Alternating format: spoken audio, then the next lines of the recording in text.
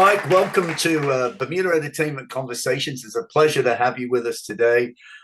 We've been doing a series of these. Our good friend Mike Hine has done one of them, and I had the Umpire Brass Band on as a guest recently, and Keith Casey, the percussionist. So you're actually guest number 4 in our series that we're doing. And yeah, it's great to have you, and it's going to be we'll edit it and put it up on YouTube as part of that series. Okay. Of course, Mike, tell me a little bit about you in the sense of what, like the quiz nights. Where are the quiz nights? So the quiz nights are 4 nights a week, Tony, and thank you for having me on. We do Sunday nights at Hogpenny, Monday night at Hamilton Princess at the Crown and Anchor, Tuesday nights at Frog and Onion, Thursday nights at Swizzle Inn, and they all start at 6:30. Right. Now, we used to start at 8 o'clock, but I get earlier nights now thanks to COVID. Yeah, so earlier nights, yes. Well, it really does work well. As you know, I'm a fairly frequent. You certainly are a great, reliable member of the team, highly selective. Highly selective on Monday nights at the Hamilton Princess. We always enjoy going. It's a great venue, and we always have a good time. And we know lots of the teams, and we all have a good laugh. And no, you can't look at my you cannot look at my sheet, Tony. When you've got the picture sheets and you're sort of like hobbling around tables, and you go, well, put that down. Can't be looking at my sheet. Anyway, everyone's protective of their answers, as they should be. No, well, you guys at least don't take it as seriously as some, so that's good. No, I did see a guy up the other day with his phone up at your desk, and we're going like, uh-oh, there's another bloke that's going to question him on the I thought, it happens. It happens, and you have actually a great rule, and it's great, and that is this is only a quiz, guys. And guess what? I am the quiz master, and what the answers are what the answers I say are. Now, well, it's not being a matter of, because I'm terrible when I'm actually on somebody else's quiz team. People invite me to join their quiz teams because they think I know everything. I don't, not by half. But I found out long ago that doing them, if I had to stop for everybody that questioned answers, and things slip through, everybody is human, so I do 4 of them a week. Things do sometimes go awry.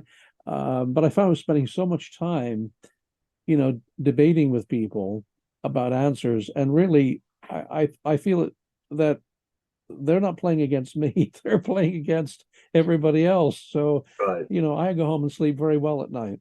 Yes, and we do too, mate. We do too. And whether we get the bottom of the barrel prize, or we win, or we don't win as much, or whatever, it doesn't matter, because it's all good fun. The great thing about quiz nights is it's a great way to get together with a group of people, have a few drinks, have a bite to eat in the venue that you're at, and actually, in a lot of ways, sort of over the course of time, you sort of go, oh, I really didn't know that. It's quite stimulating, really, to know. And, and the thing about it is with teams is that, if you've got a good table, more brains kind of like kick in and, well, Tony, you would know more about the music questions, or this one would know more about, more of a specialist in movies, or somebody's more of a specialist in answering literary questions. When we heard that last one, for instance, this week at the Hamilton Princess, you had a section on literature, and we all went, oh no, because we all thought we were dreadful at it. And actually we did quite well. We were surprised.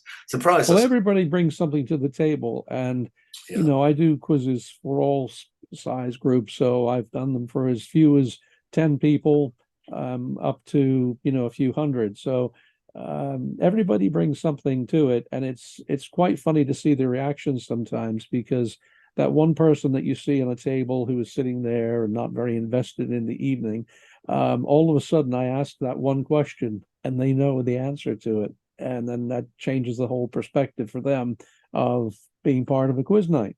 Yes, it does. And it's kind of like, it's almost as if like it's a jack in the box.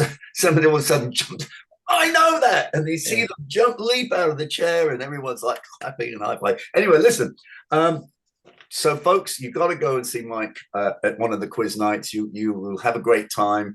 Once you get into it, you'll probably find that you want to go again and again and again and again. I hope so. Yeah, that's the object, the exercise. Yeah. And sometimes it's a matter of availability on people's times. Like for instance, Monday suits me fine.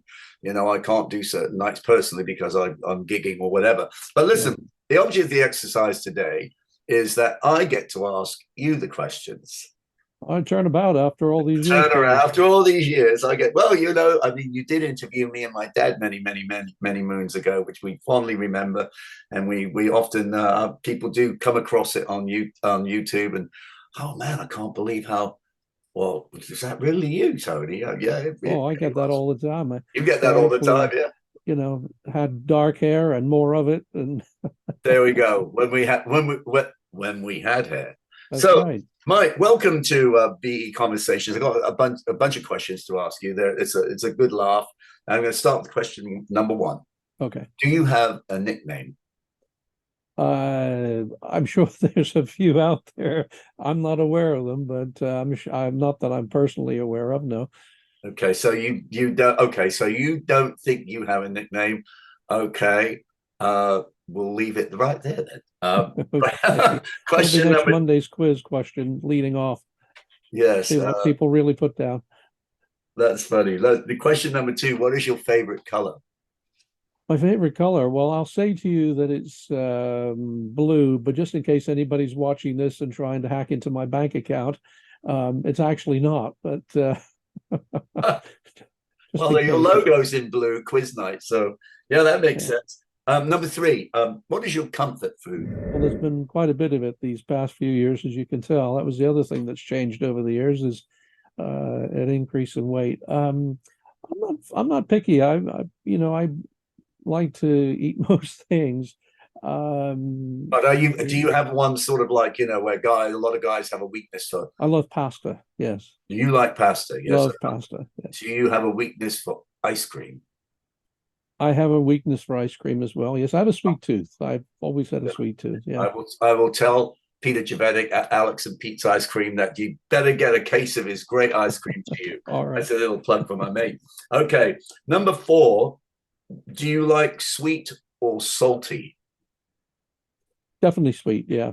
Definitely. You're a sweet tooth. Yeah. Okay. Number five, what is your favorite book, movie, or TV series? Book.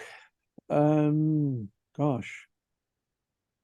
And maybe it's because I asked it a question about it the other night, but it jogged my memory that I should really reread Lord of the Flies again. I sort of skimmed over that in school and always I enjoyed it when I read it the first time, and it's so many years ago now. I should probably revisit it. My favorite film is a strange one. All right. It's not hugely mainstream, but it was a Bette Midler film called For the Boys, and it was about her son who had gone to Vietnam, and James Caan is in it, and It's got great music. It's got a great story. It's quite, sort of melancholy in many ways, but it's very well acted, in my opinion. And it's one of my favorite films. I'll have to check that out. And TV series by any chance?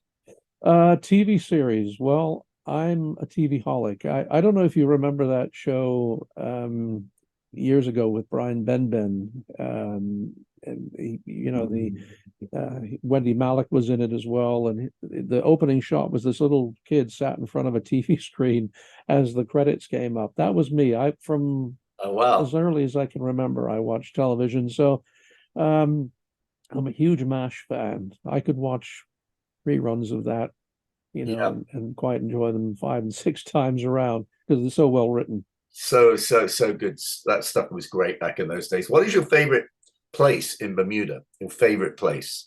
The favorite place? Well, I'm very lucky to have Great Bay at the end of my road. So I'm partial to that. I grew up on this road, and between Tankfield and White Sands Road. All right. And Great Bay's always been at the end, and it's a great spot. We used to live up in Tankfield back in the day, back in the 70s, early 70s. That was Tankfield Cottage, which is usual. You wind up your way up, the road that's to the left of White Sands Road. You wind your way around. And my dad rented that place for a time. And then I also lived at the end of Mission Road for a while, which was in the not too far off the hood from there, with nice views of the South Shore. Well, But As a diversion, Tony, and just yes, because you mentioned the 70s, back in the 70s, Richard Nixon came to visit Bermuda, and he stayed at a, a place at the on the end of the beach at Great Bay.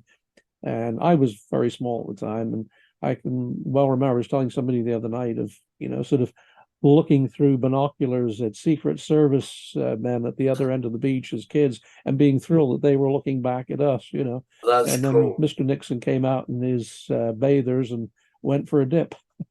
Fantastic. Fantastic.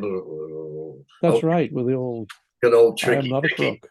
Favorite place in Bermuda. What okay. This question is, when did you realize that doing quiz nights was a passion of yours? A passion. Well, it's been 26 years that I've been doing it now, as quiz nights, and it really just started out as a fluke. Jay Correa, who owns the Swizzle Inn, his All dad right, was in the Magic Club with me, or I was in the Magic Club with him, whichever way around. right. And Johnny sadly passed away, and Jay called me and said, "Look, I've got all of Dad's magic gear that he used to perform magic behind the bar down at Swizzle Inn. A lot of people might remember that." And I said, "Oh, okay, great." And he said, "Well, I'd love somebody to have it. Would you like it?" And I said, "Well, sure." And he wouldn't let me pay for it. He was like, "Well, Great. have it. And otherwise, I have no interest in magic." And so I was okay, great. And about 3 months later, he called me up because on Saturdays on the radio, I used to do a thing called the Saturday Showcase. And I used to do quiz questions on that, giving away Rosebank Theater tickets and all sorts of goodies. Wow, that's great. That's And great. so he said, "Look, I'm looking for somebody to do a quiz night at Swizzle. Do you know anybody?" And I said, "Yeah, I Me. do." And that was 26 years ago. That's great. So, That's great. yeah. That's fantastic. But I do enjoy it, and I enjoy meeting people, and I've met loads of folk from do all you over the world. do you still do Uh, any magic yourself? Do you still do the Not as much time for it these days, but I sort of, yeah, I went to the Blackpool Magic Convention year before last to sort of renew my interest in it. right? And yeah, it's still, that is a passion. That's something I still feel very much interested in. And you can actually cut somebody in half and make them disappear. Well, You do those used tricks. to do all that stuff in my Is it? youth with Yes. stage illusions and what have you. But Visualization, I got yes. rid of most of them because, as you know, there's no venues here to really, do that anymore. So Well, we could go on what about goes that. around comes around, and I'm sure it'll come Yes. back again. Absolutely. Absolutely. Hopefully somewhere along the line. Yeah. Uh, Next question. What inspires you? What's What it? inspires me? That's a very good question, Tony. That's very deep, um, many levels. Um, well, without getting too maudlin, there's a lot of stuff that's happened in my life personally.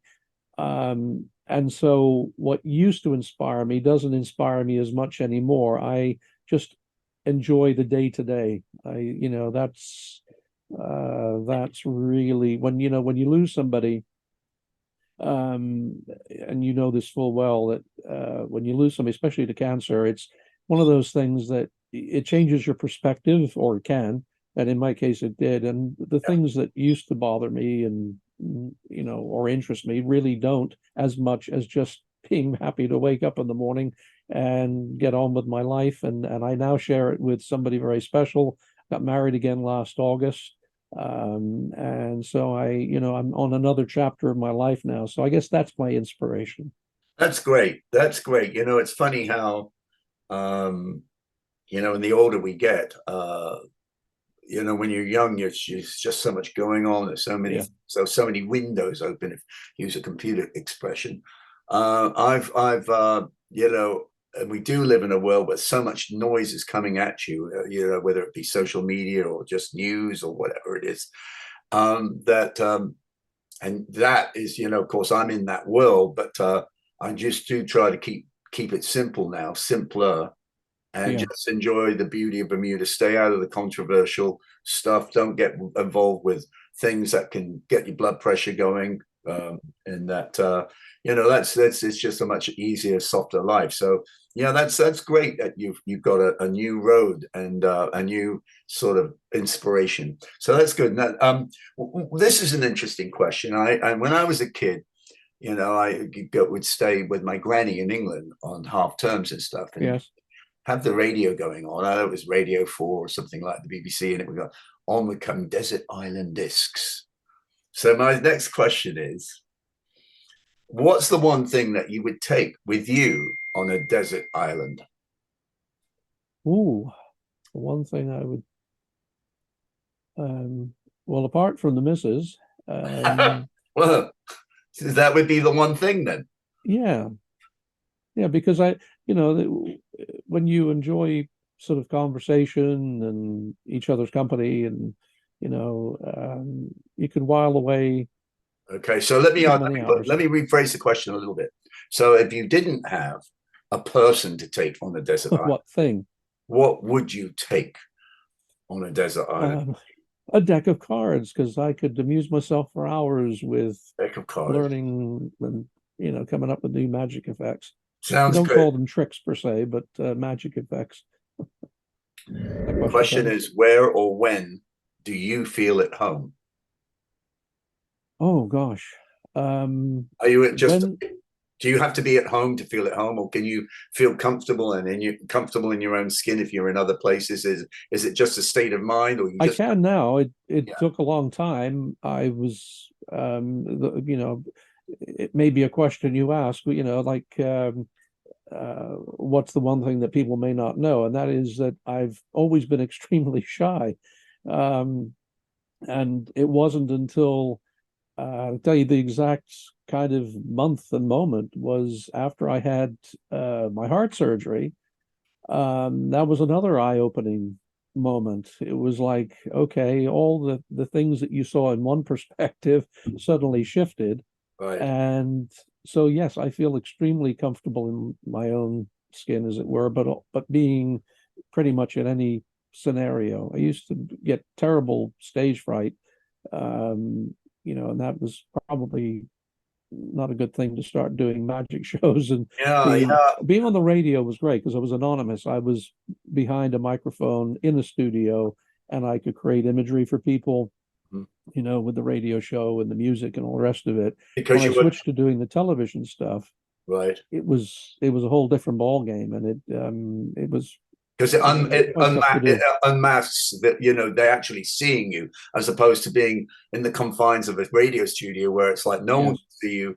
You're one more layer of not having to really, it doesn't matter what you come to the studio looking like or whatever like right. that. But when you go to TV, Yeah. it's a different thing. And then of course when you hit the stage, one thing I would say in knowing you all these years is that when obviously you've been doing this a long time, and there's one thing we all say, God, we always miss you when you go away, and Well, thank you. we do. And you have a really good command of what you do. It's great. You're right on top of it. You're no one would I would never have perceived that you know you were once shy, but Well, I I look back at that piece that I did with you and your dad when I decided to do the television stuff, and I cringed looking myself on those clips because I really wish I could go back and do it all over again, because now I have a different perspective on how to interact with people, and yeah, yeah, it would be a whole different ball game. But isn't that the joy of sort of making your way through life and learning sure. different Sure. things? I like the fact that recently when folks might not know this, but when Balka recently passed away from um, that incredible TV show, you actually met him once, didn't you? So yeah, just very briefly, because I know we're trying to keep the answers short, but Yeah. so Bob Barker was a lifelong friend of mine. I first met him, I was about, because I started at ZBM when I was like 14. So been doing it a while. I met Bob Barker. He came to Bermuda and stayed at the Sonesta Hotel. And even then I knew he was a huge animal rights activist and supporter. And we were doing something for the SPCA, And so I called up this nester. Never in a million years thought I would get through to him. And I did, and spoke to him and explained what we were doing. Anyway, long story short, he very kindly supported the thing that the SPCA was doing then. That's fantastic. And as a consequence, every time I went out to Los Angeles, I'd go and see the show and see him and what have you. But he was very good. He was a very good mentor with advice on, how to deal with an audience and Right. people and all of that. So about 4 or 5 years ago, I decided that I wanted to buy a Bob Barker microphone because actually it was a bit longer than that because the cancer charity did a Price is Right event up in Dockyard. And they very kindly asked me if I'd host it. So I thought, well, I got to have the microphone. I got to do it the right Of way. course, of course. And I called Bob and I said, this is what I was doing, and hopefully have your blessing with this. I'm going to do the best I can. And he was very sweet. He recorded a piece for the event, and was quite chuffed to know that I was his mentor and that I idolized him, as he put it, which I kind of did because I think he was he was one of the best at what he did. He was great. He More was than great. that, he was a very nice person. Come on And down. so You too can win a prize on The Price is Right. that's right. Now, Yeah. that's why we go to quiz nights. Somebody That's why that we had go the to quiz history, nights, Mike. Tony, of all those years of Yep. spanning like the early days of television up till now was invaluable when I started doing the television stuff, learning from somebody like that. Right. That's great. That's great. And as I say, we go to quiz night so we can win a prize. Come on down. You too can be if the answers are right. Never mind. Well, Okay. that just as an aside, what we did, so that people watching this will know what we did. As a little tribute to Bob, I just did a thing where we asked people to price items from grocery stores and come up with a total. And that was actually quite an eye opener because you can first of all tell that there's a lot of people that don't do grocery shopping in the household. And then the ones that do are quite amazed at what they thought the totals would be and what the actual total was. So it was a lot of fun, and everyone did it individually, so that it wasn't a team thing; it was an individual thing. We had one winner each time we did it. Well, of course, we all know that we live in a world of sticker shock these days when it comes to food and the cost of living. But listen, what next question? What calms you down? What calms you down when you're stressed? I've always been a huge animal lover, and I find that just being around, pets and what have you, their calming nature sort of, It's great. Calms me down. Yeah, it's I got to agree with that. Having an animal, having a pet, or I've had dogs all my life. I lost one last November, and I haven't brought myself round to going back down that road yet. But when you talked about just a minute ago about Bob Barker being an amazing animal lover, I too have the same fondness for Paul McCartney, who is a big animal lover. And he wrote a song he wrote a record called Wildlife back in the early 70s. And the title song Wildlife was all about, what's happening to the animals in Africa, wildlife, what's happening to them, what's happening. I saw a sign say the animals have a right of way, which is like you would think that's where they live in Africa. Why is everybody going over there to shoot them and trophy hunt and kill leopards and not tigers in Africa, but lions and elephants and so on and so forth. So yeah, I've always had a soft spot. When I was a kid, I belonged to, animal rights groups and stuff like that. So, okay, we both love animals. And believe me, if I ever win the lottery, my lifelong thing is to come up with an animal sanctuary of some sort. So that would be I have friends that actually have a farm, and they've got all sorts of, creatures, big and small, and that would be lovely. That would be my ideal. So I'm going to finish off with this question, and this is interesting. This is talking about music now, okay? Because a lot of people that we're going to be interviewing for Bermuda Entertainment. Our musicians or entertainers and so on and so forth. You're an entertainer as well. But this question is, I think, very appropriate for you or anybody in actual fact. The one song to listen to for the rest of your life, what is it? It's easier to tell you the one that I wouldn't choose, and I'll give you it's just for amusement purposes. 26 years ago, I started playing Sweet Caroline at the end of every Swizzle quiz. I go to sleep now on Thursdays, and that just plays on a loop over and over again. But the one that I would listen to for the rest of my life, gosh, that's a very good question, Tony. The Bette Midler song from the film For the Boys. It rings a bell with you. Yeah, I mean, it's for me, it's lyrics. It's all to do with that for me. I mean, I enjoy all genres of music, but ones with meaningful lyrics will, Right. Well, that's do it for me. So listen, what I want to say is, Mike, thanks for coming today and doing this asking me. Zoom chat. We had a little technical issue at the beginning, folks, because yeah, I mean, it's as smart as I think I am with all these things, you run into little issues with setting up your microphone right. And is it, what's the interface? Anyway, we got it straight.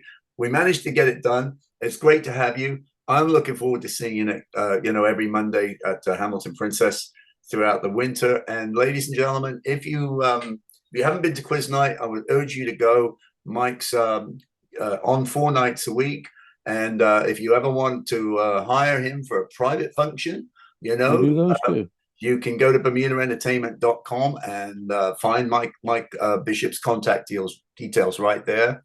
And it's been a pleasure having you on today, Mike. And thank you so much for being a guest on Bermuda Entertainment Conversations. Well, thank you very much. And thank you for all that you're doing as well, because, the entertainment scene languished for quite a while.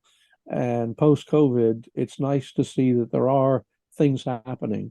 There are. There's lots you've been a great sort of cheerleader for all that, as usual. So thank you very much. I was trying to do my bit to try to get the word out there. So thank you so much, and see you Monday. I'll see you Monday. Take care. Cheers, Tony. Thanks. Cheers.